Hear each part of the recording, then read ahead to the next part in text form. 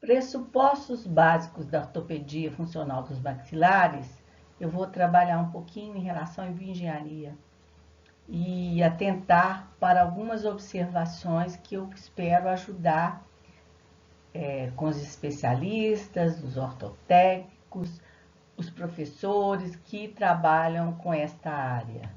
Espero ser útil e gostaria de receber um feedback. Tiverem alguma observação, alguma pergunta, como sempre, eu fico muito feliz de receber essas perguntas, ok? Para ilustrar, eu coloquei aí o quinto de Ranal, da natureza, que é uma flor chamada crochê de Deus, que tem exatamente os princípios do quinto de Ranal. E aí, um colega, nosso colega Dr. Carlos Augusto Dutra Rodrigues, mandou essa observação aí para mim sobre a parte matemática, né, que foi feita antes do Ranal desenvolver seu trabalho. E Ranal foi um bioengenheiro que muito observador, que colocou a parte de razões, né, na articulação temporomandibular, e depois trabalhado por Pedro Planas e outros autores. Era um bioengenheiro fantástico.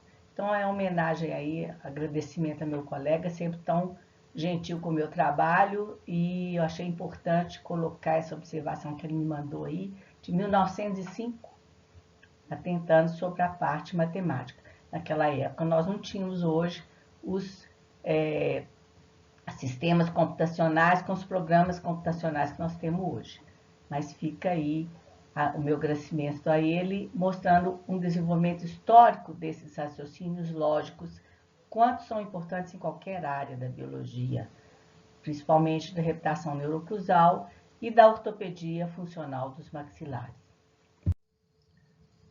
Sobre as considerações sobre a plasticidade dos tecidos durante o crescimento da criança, é um assunto que eu estou só pincelando, que são as continuidades que virão após esta aula, essa conversa que nós temos agora, falando que com a IA, com o comando de voz, você pode perguntar, assim como tem a pesquisa na internet, para a IA sobre vários assuntos científicos. E como que às vezes as respostas vêm de uma forma entroncada. Nós temos que lembrar que a IA ela pode ser descrita como um QI, uma quantidade de inteligência de uma criança, de um adolescente de 15 anos ou de um adulto, mas é uma imitação do comportamento do cérebro humano, através da matemática. Como que a matemática pode nos dar essas respostas, né? Tudo a princípios matemáticos e físicos, né? Mais matemáticos mesmo, nesses programas que nós temos hoje de IA. E às vezes o núcleo da pergunta é muito importante, porque a IA ela vai rastrear o nosso próprio rastro. Então não vou entrar nesse mérito agora, só para deixar as pinceladas, para atentar a curiosidade dos próximos temas. Então nós vemos aí que o consenso ele é uma discussão em grupo, onde as opiniões de todos são ouvidas e compreendidas. E é uma solução que é criada respeitando essas opiniões. Consenso não é algo com que todos concordam, nem a preferência da maioria. Consenso resulta na melhor solução que o grupo pode alcançar naquele momento. Lembre-se, a raiz do consenso é consentimento. Isso significa que mesmo que as partes discordem, ainda há um consenso geral para avançar a fim de resolver a questão. Isso requer cooperação entre todos os diferentes interesses e opiniões. Então, a palavra consenso, como núcleo de input, já vem com uma certa complicação aí. E mais uma vez repito, o rastreamento é feito sobre o seu próprio rastro, principalmente. Então, vamos continuar nosso tema de hoje. Na medicina, quando se descreve patologias, tipos de tratamento, assim, a medicina que eu ponho é odontologia, ou medicina dentária, medicina em condição geral, né? Nós, profissionais da odontologia, temos também essa base de conhecimento. Se você faz um diagnóstico de qualquer coisa que saia fora dentro do que a gente tem um conceito de normalidade, porque aí vem uma parte filosófica que eu nem vou entrar agora. Como na medicina, você tem o estudo daquela patologia, ou problema, ou distúrbio, você tem as formas de tratamento e você tem os medicamentos, né? Você tem um arsenal de medicamentos. O médico, ele tem que conhecer, assim como o dentista, a farmacologia, o princípio químico do que ele está utilizando como arsenal terapêutico, como que eles foram desenvolvidos, como que eles podem ser utilizados durante o tratamento. A grande falha, na minha opinião, posso estar equivocada, peço desculpas, senhores, se aqueles que já têm esse conhecimento estão na internet e estão me ouvindo neste momento falar. Mas o conhecimento do material, dos seus princípios químicos, de como que eles atuam, a parte da bioengenharia, a parte do projeto dos aparelhos, como os fios de aço funcionam, as molas, os parafusos, a resina acrílica, como que ela transmite a energia no seu processo, né, durante a confecção dos aparelhos. Isso é uma parte muito falha, na minha opinião, ok? Posso estar equivocada. E estou aberta a ouvir a opinião dos senhores. Então, as leis da natureza, como o Pedro Planas utilizou, a doutora Vilma, professor Binler, dentre outros profissionais, Frankel e outros que existiram dentro da própria ortopedia funcional dos maxilares, é fundamental o conhecimento básico disso, porque os projetos dos aparelhos feitos pelos ortotécnicos utilizam esses princípios físicos universais, porque tudo que é fabricado é olhando a natureza como modelo. Então, os fios de aço, resina acrílica, os alicates, tudo isso é projetado e introduzido pela indústria de uma forma bem atrelada aos princípios físicos das leis da natureza, ok?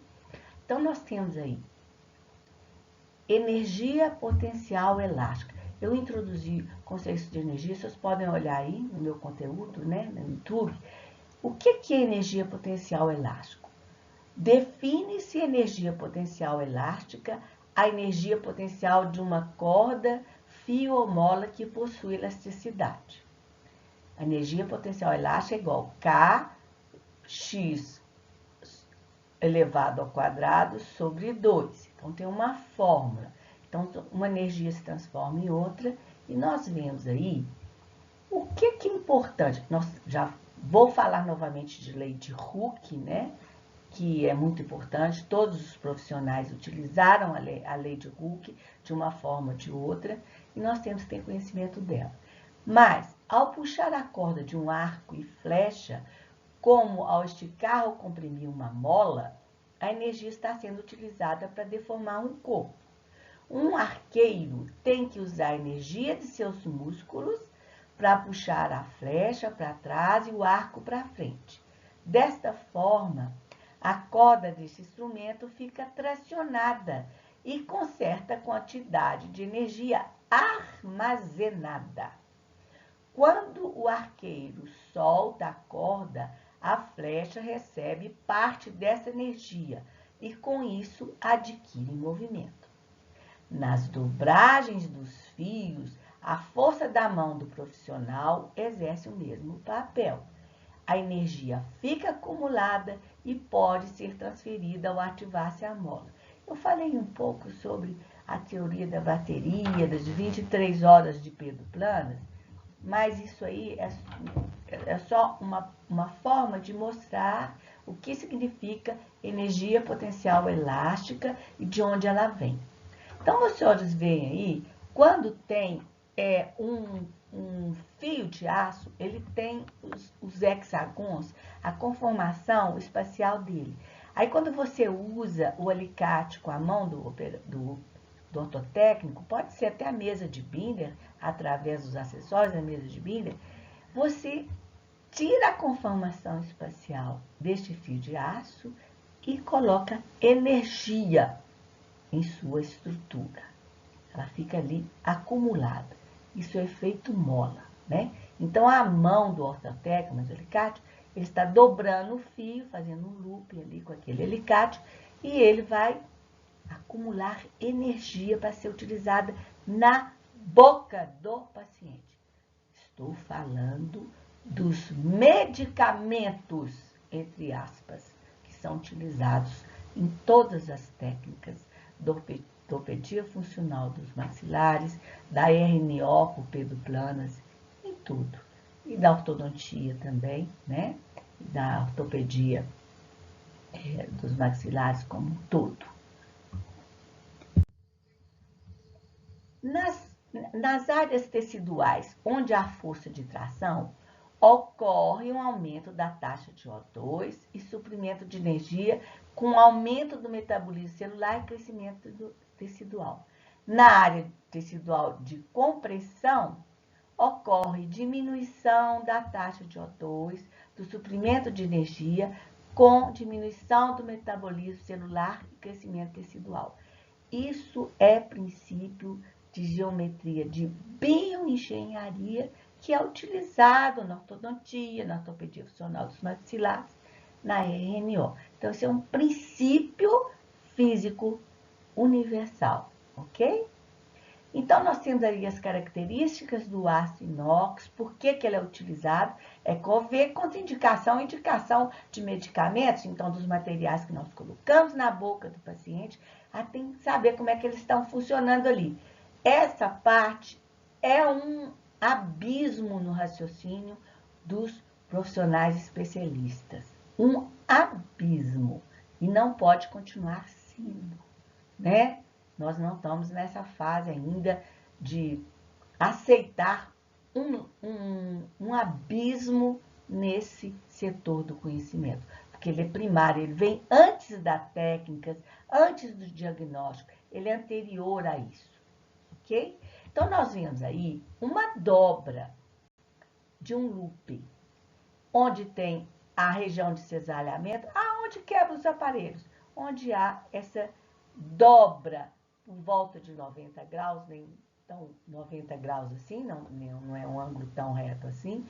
Mas o que vocês veem? Que é ali que ocorre a maioria da parte de arrebentar os fios, os arames. É por causa disso, é a região de cisalhamento. Isso é engenharia básica, ok? Ou bioengenharia. Então, nós vemos a zona de compressão e a zona de tração. Isso é uma dobra de loop, em princípio de bioengenharia.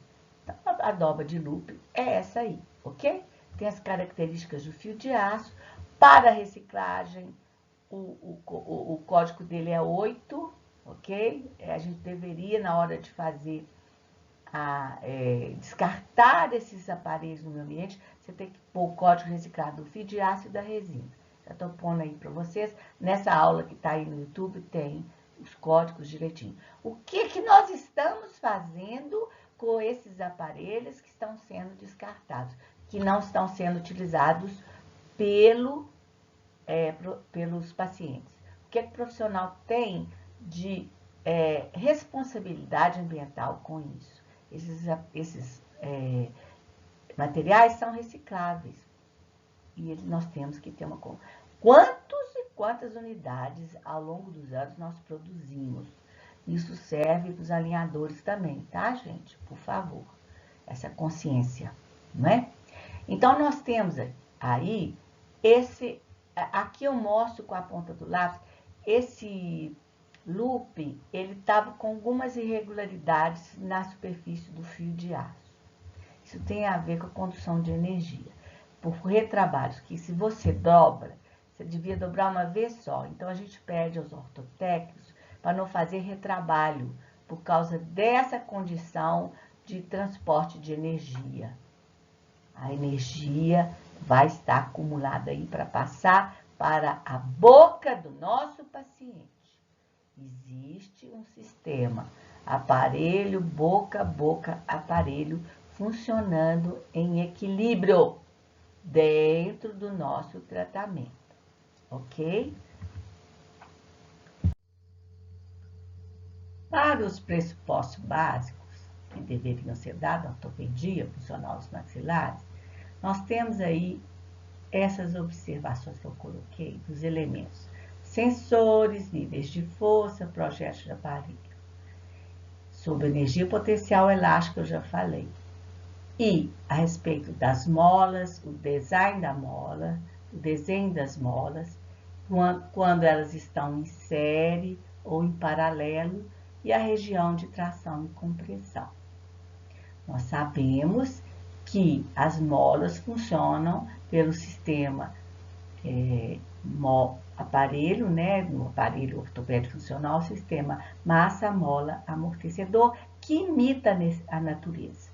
Um sistema massa-mola amortecedor natural é, por exemplo, o dente com o ligamento periodontal e o osso. É um sistema massa-mola amortecedor. Então, os outros sistemas todos estão imitando o sistema natural, o que é feito pela natureza. Tudo que é fabricado é imitação da natureza. Então, nós vemos aí que as molas podem estar em série ou em paralelo. Mola e série, como vocês estão vendo aí no primeiro desenho aí, com fundo azul, nós temos aí loops. Ah, mas isso é uma mola aparadora de língua, isso é uma grade, isso é... Pode chamar o que quiser. Isso aí é um sistema de loops, com N loops. Número de loops seria N, e esse N é importante para fazer o cálculo dessa força que é passada aí, da energia que é transmitida aí. Então, nós vemos aí as dobras dos loops, né? E o sistema de molas pode ter desenhos diferentes, mas todos esses sistemas são molas, com desenhos diferentes, mas são molas. Então, as molas em série é quando é na mesma direção. Quando é, por exemplo, só na maxila ou só na mandíbula, só numa mesma direção. E molas em paralelo é quando você tem duas, em cima, embaixo, ou em duas direções. São sistemas em paralelo, de molas em paralelo. A mola em paralelo, ela aumenta a força que vai ser dissipada. Se ela está em série, a força que entra no início dela é a mesma que sai no final dela. Agora, se ela está em paralelo, ela aumenta a força que está sendo transmitida ali, né? E eu tenho na aula no YouTube sobre molas em série, em paralelo, como que é a transmissão dessa força dessas molas, ok? E a região de tração e compressão.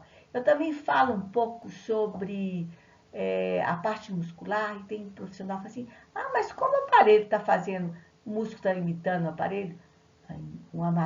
A força muscular é transmitida através de molas, em série, em paralelo, através das fibras musculares. Mas isso é uma outra aula, quem quiser interessado, ver transporte de energia em músculo, vejam lá a minha aula, está aí no YouTube também, sobre as fibras em série e em paralelo, como que é transmitida a força e como que é, às vezes, para aumentar a velocidade muscular.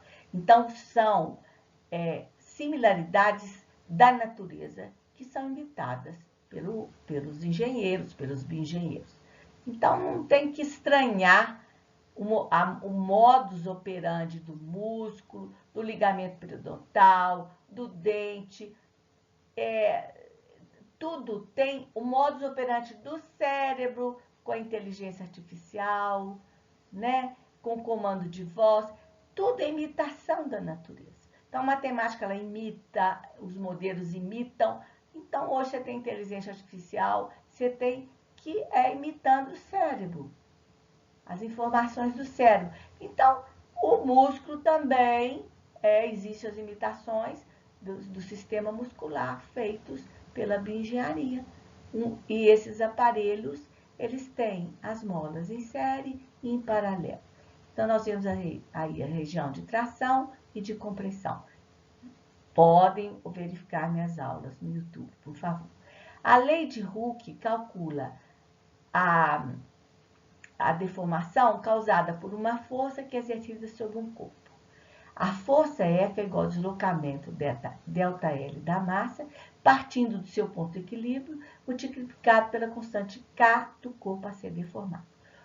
O K, cada tecido ósseo tem um K específico. Por exemplo, o osso trabecular tem um, o osso cortical tem outro, a mucosa tem outra. Quer dizer, o K vai variar de material ou de tecido. Isso vocês podem olhar também nas minhas aulas que estão aí no YouTube. E nós vemos aí os parafusos, que é uma forma controlada, entre aspas, de passar essa energia, né? Através de um quarto de volta. Então, eu fiz um estudo para aparelhos, onde eu usei um determinado expansor, de determinado valor numérico, e mostrou que quando você abre um quarto de volta, você passa uma força de 9,36 newtons. Acontece que esta força é dissipada nos tecidos, através da energia, né? Que ela dissipada nos tecidos e causa reações teciduais, ações e reações. Então, olhem minhas aulas lá, por favor. É esse o princípio do aparelho ortopédico funcional. Princípio bioengenharia, que é universal, ok? É isso que vocês têm que entender. Então, nós vemos aí. Isto é um projeto. Nós temos um desenho, né? Dos loops aí, se chama loop. Se vai chamar isso de barra ondulada, de mola de reposicionamento de língua, não importa o nome.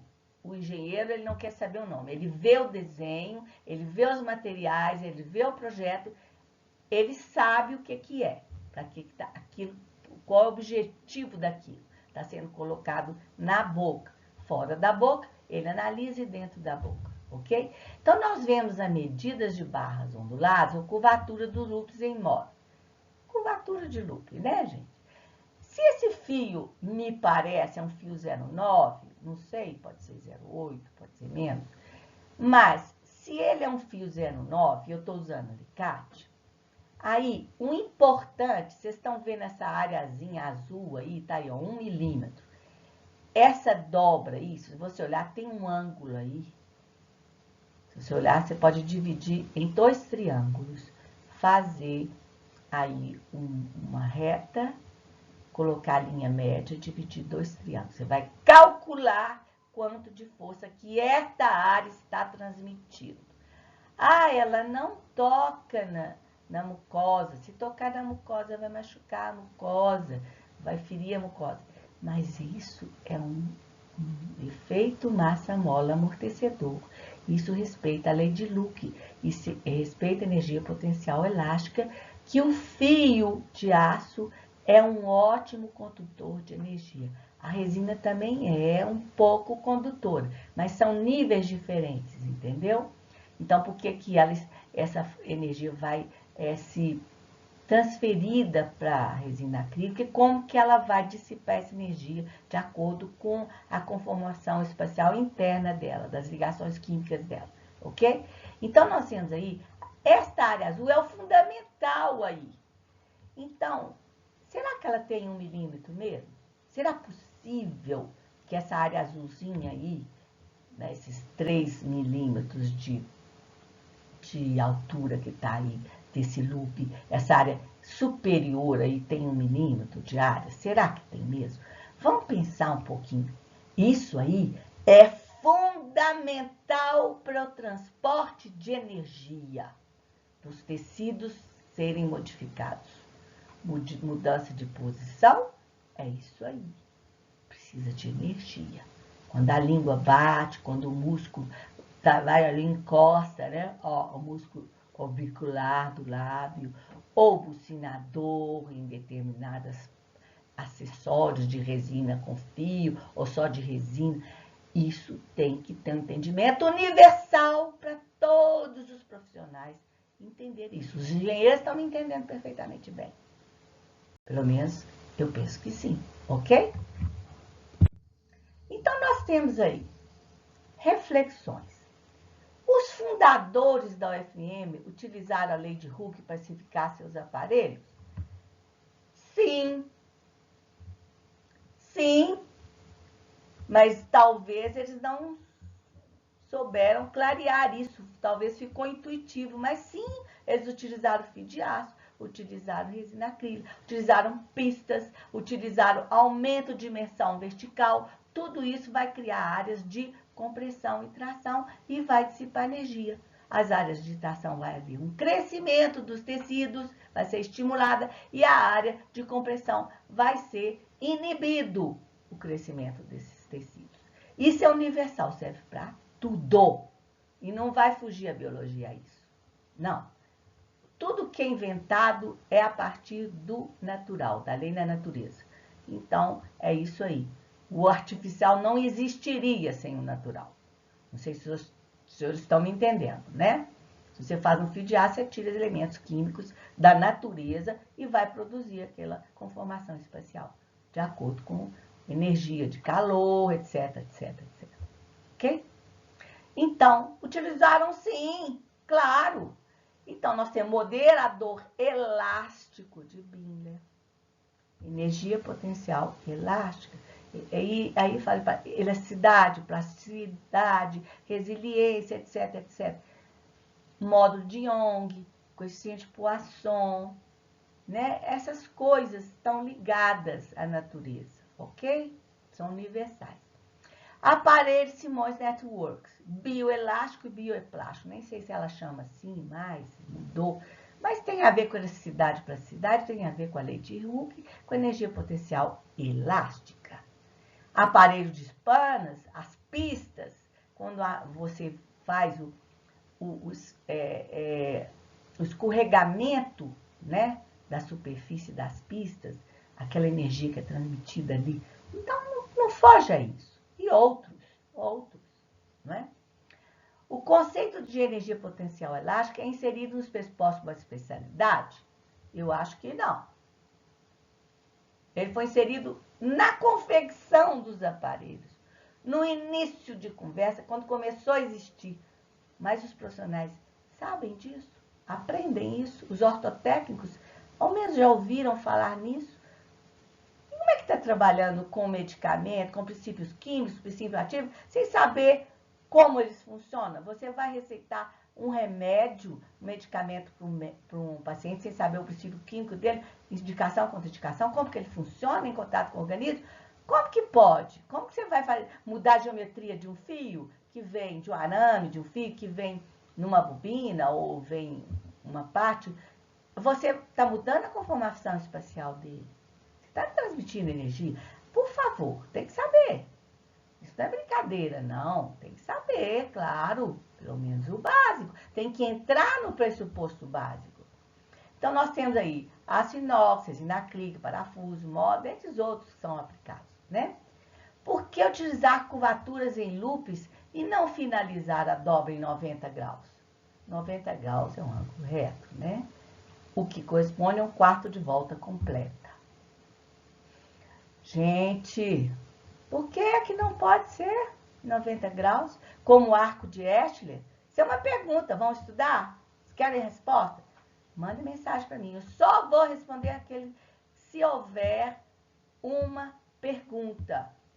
Por favor, me responda isso por causa disso, disso. Eu acho que é por causa disso, disso, disso.